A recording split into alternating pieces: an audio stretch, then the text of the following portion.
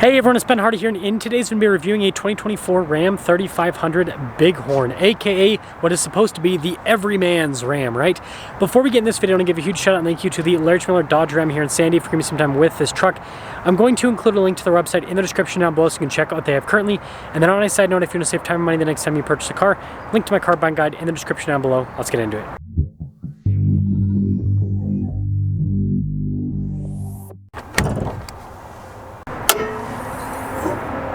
Under the hood, we have the high output Cummins. It is a 6.7 liter inline 6 turbo diesel that goes through a 6-speed automatic known as the Ison. Power outputs with this are 420 horsepower and then 1,075 pound-feet of torque. Now, before I move forward with this review, I do want to mention if you want to see more videos just like this, then I recommend you subscribe because I post content every single day. Now, taking a look at the hood, you guys can see this one's finished in granite crystal, and we got our 3500 heavy duty badge there on the side as well. And then popping down below, we've got the halogen lights here at the Bighorn. Notice the grille is darker in coloration, then it has a special pattern to signify it's a Bighorn. And then you got tow hooks there on the front end. And putting it all together, well, looks like a Bighorn, right? Pop around the side here, our tire and wheel setup is 275, 70, 18 in the front and over in the rear. And you guys can see here with the wheels, got lots of chrome bling. Same thing here with the badge on the side. All of these badges, I suppose. But then notice the mirror caps and the door handles, a little bit of a different coloration. And then here's your full side view with this truck. This one has the 8-foot box, and then we do have leaf springs in the back because it's a 3500. Here's a quick look at the key fob. We have our unlock and our lock function, remote start, and then we got the Ram logo there on the back. And speaking of the back, first off, the tailgate is not dampened, so you do have to lower it down yourself. And then you guys can see all the plugins in the setup for the fifth wheel with this one. Again, 8-foot box. So a lot of people prefer this because it's a little bit easier to tow with, and you have more storage space in the bed as well, which is another big benefit. I mean, you could sleep back here. Anyways, lifting that up, that's light.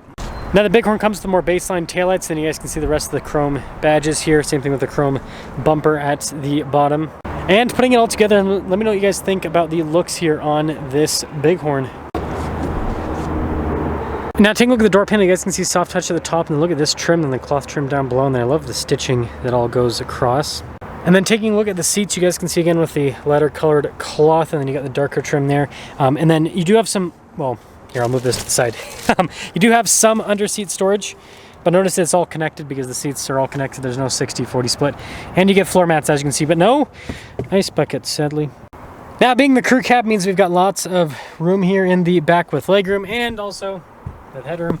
Yeah, so spacious place. And then you guys can see, we got vents down there.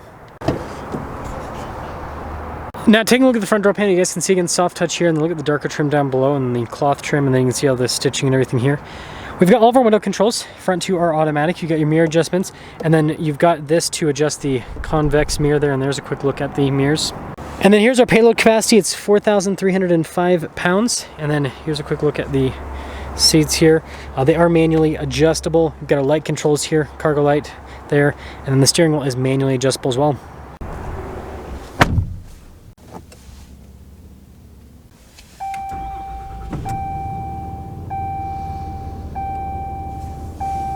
Now, taking a look at the steering wheel, you guys can see you've got this like perforated section on either side so you can get a slightly better grip. We've got cruise control here on the front, gear limiter, controls for center stack, no, radio controls on the back.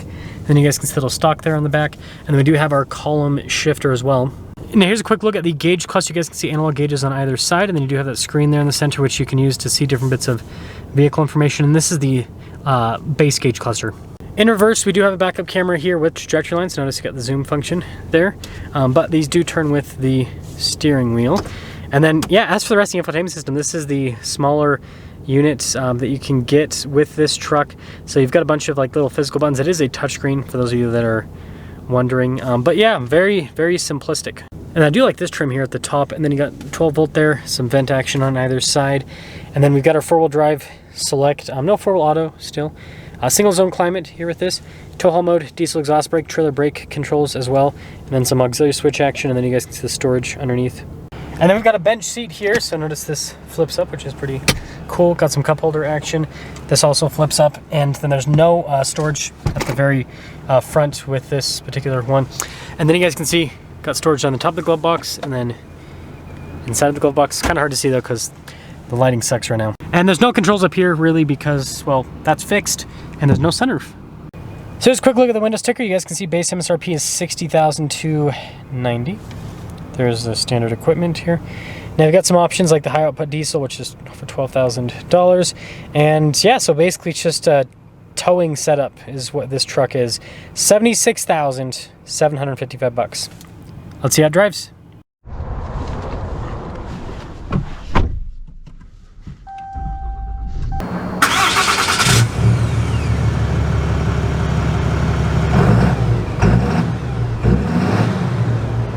Talk about visibility before we set off. Here's visibility over the hood, both the mirrors, throughout the rest of the rear. And HOA. So I'm driving this back to back with a high output Laramie that had the 6'4" bed and rear air suspension. So it'll be interesting to see how different or similar this drives to that truck. Obviously long bed and the no air suspension. So yeah, we'll just see kind of how this goes. Interesting. I mean, they both kind of have like a bit of a bouncy feel to an extent, but I guess I'm surprised with this. Huh. So the air suspension definitely does help out with ride quality a little bit in the back end. Good to know. Yeah, this is definitely bumpier. That is so interesting.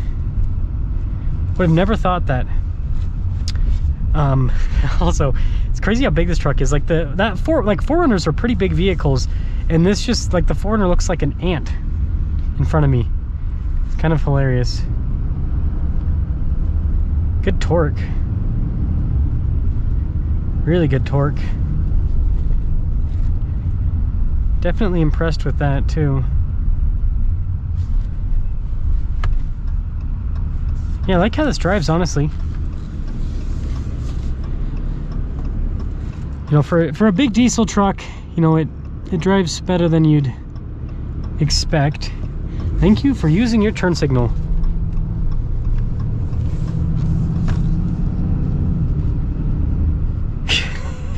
Look at this.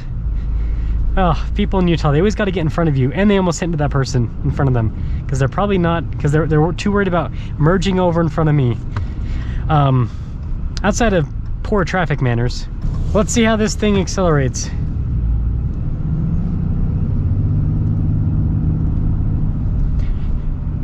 I said this in my other review, you can tell the high output it's just all about towing. It doesn't really care for this daily driver stuff nearly as much, which is, yeah, just part of it. It's interesting. Interesting. So yeah, summing things up, you know, the Bighorn package adds chrome trim to it, which a lot of people like because that holds up better over time compared to like body painted stuff. And then, you know, the modern Bighorn's very weird to me. I don't understand. This is just my take. Why does Ram even make a Bighorn if they're going to basically give this tradesman options? Because like in the past, the Bighorn used to have like stuff, you know, a few more options in the tradesman, right? It was like, you know, maybe like a little bit nicer gauge cluster, bigger infotainment screen. You know, it'd come with heated seats, heated steering wheel, that kind of stuff. I don't know. Power sliding rear window, but now it's like the Bighorn comes with nothing and the tradesman comes with nothing. And the only difference I'm really noticing between this and a tradesman is this has chrome on the outside.